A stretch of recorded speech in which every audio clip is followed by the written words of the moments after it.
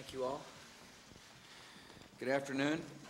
Laura and I are really honored to welcome the Prime Minister and Cherie back to the White House. Welcome, Tony. Glad you're here. Congratulations on your great victory. It was a landmark victory, and I'm really thrilled to be able to work with you to spread freedom and peace over the next years. Mass destruction. As we face the challenges and opportunities of a new century, helping those who suffer and preventing the senseless death of millions of people in Africa is a central commitment of my administration's foreign policy. We're making historic progress in helping the poorest countries in Africa gain a fresh start and to build a future of greater opportunity and prosperity. America will continue to lead the world to meet our duty in helping the world's most vulnerable people. Over the past 4 years, we have tripled our assistance to sub-Saharan Africa, and now America accounts for nearly a quarter of all the aid in the region. By spreading freedom throughout the broader Middle East, we also agreed that highly indebted developing countries that are on the path to reform should not be burdened by mountains of debt.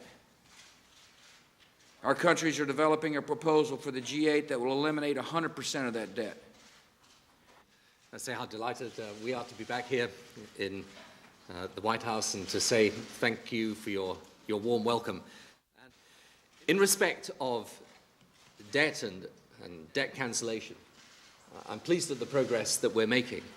And I think we are well on the way. I hope we can, if we're able to, conclude a deal at the finance ministers' meeting this weekend, but one that will involve 100% debt cancellation and also the commitment of the additional funding necessary to make sure that the institutions aren't penalized as a result of that.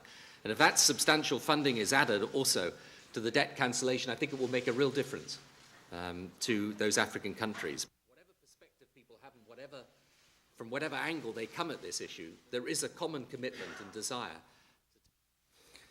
Steve. Thank you, sir. On Iraq, the so-called Downing Street memo from July 2002 says intelligence and facts were being fixed around the policy of removing Saddam through military action. Is this an accurate reflection of what happened? No, the facts were not being fixed in any shape or form at all.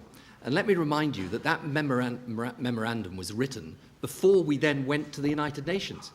Now, no one knows more intimately the discussions that we were conducting as two countries at the time than me. And the fact is we decided to go to the United Nations and went through that process, which resulted in the November 2002 United Nations resolution, to give a final chance to Saddam Hussein to comply with international law. He didn't do so. Somebody said, well, you know, we had made up our mind to go to use military force to deal with Saddam. There's nothing farther from the truth. My conversations with the Prime Minister was, how could we do this peacefully?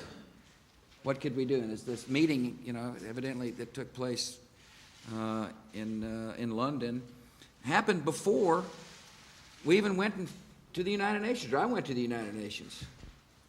And so it's, look, both of us didn't want to use our military. Nobody wants to commit military into combat. It's the last option. The consequences of committing the military are very difficult. Thank you for your question. Good to see you all.